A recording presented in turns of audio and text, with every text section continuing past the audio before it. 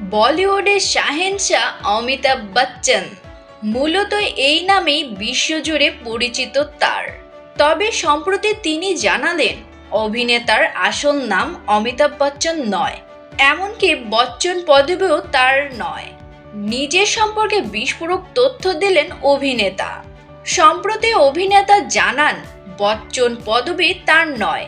আর এই বিষয়টি প্রকাশ্যে আসার পর থেকেই রীতিমতো হতবাক অমিতাভের অনুরাগীরা। এদিকে নেটিজনদের মনে প্রশ্ন ঘুরপাক খাচ্ছে, তাহলে কি পদবি অভিনেতার? জানা গেছে অভিনেতার আসল নাম অমিতাভ শ্রীবাস্তব। তার বাবা বিখ্যাত কবি এবং লেখক হরিবংশ রায় শ্রীবাস্তব, মা তেজি শ্রীবাস্তব। এখন প্রশ্ন হলো, তাহলে বচ্চন পদবি কোথা পেল অভিনেতা?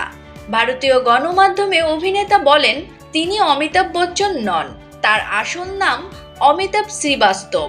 এই বচ্চন পদবি তিনি পেয়েছেন বাবার থেকে। তিনি আরও বলেন, আমার বাবা একজন নামকরা কবি এবং লেখক। তিনি বচ্চন ছদ্মনামে লিখতেন। স্কুল ভর্তি হওয়ার সময় বাবার এই ছদ্মনামকে আমি আমার পদবি বানিয়ে ফেলেছি। শ্রীবাস্তব থেকে হয়ে উঠেছি বচ্চন। সেই থেকে আমার পরিবারের সবাই বচ্চন পদবি ব্যবহার করেন।